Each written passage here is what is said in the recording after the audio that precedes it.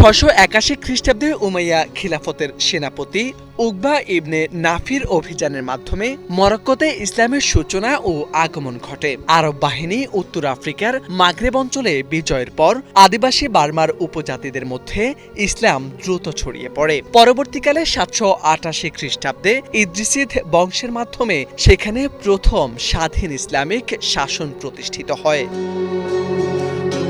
প্রথম দিকে আরব শাসন নিয়ে আদিবাসীদের মধ্যে অসন্তোষ থাকলেও ধীরে ধীরে তারা ইসলাম গ্রহণ করতে শুরু করেন এবং পরবর্তীকালে শক্তিশালী ইসলামিক রাজবংশ গঠনে প্রধান ভূমিকা রাখে। পরবর্তী শতকগুলোতে মরক্কো জ্ঞান বিজ্ঞান ও ইসলামের একটি প্রধান কেন্দ্রে পরিণত হয়।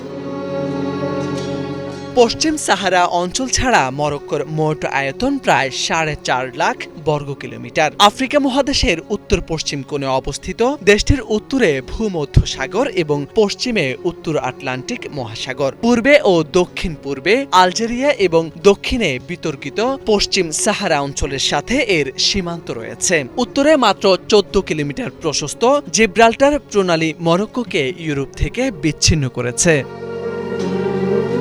প্রায় ৪ কোটি জনসংখ্যার দেশটির ৩.৫ কোটি মুসলিম। বিশ্বের শীর্ষ মুসলিম জনসংখ্যার দেশগুলোর মধ্যে মরক্কো ১৩তম।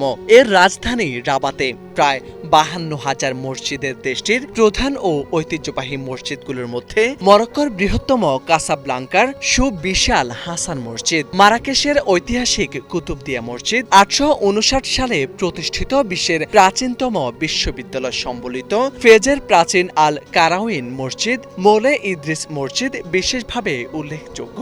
এগুলোর স্থাপত্য মরক্কান শিল্পকলা, মার্বেল কাজ এবং খোদাই করা স্টোকোর অপূর্ব নিদর্শন রয়েছে।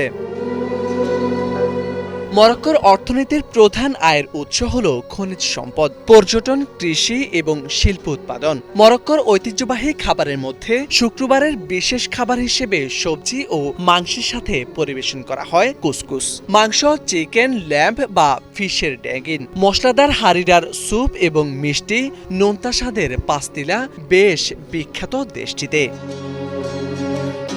মরক্কোর ঐতিহ্যবাহী মুসলিম পোশাকগুলো শালীনতা ও সংস্কৃতির এক অপূর্ব সংমিশ্রণ, যা সাধারণত ঢিলেঢালা ও আরামদায়ক। নারী ও পুরুষ উভয়ের প্রধান পোশাক জেল্লাবা। এটি লম্বা, হুডযুক্ত ও পূর্ণ হাতাযুক্ত গাউন।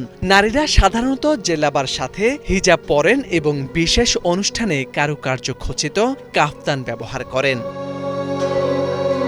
মোর্শেদ আলম, বাংলা ভিশন।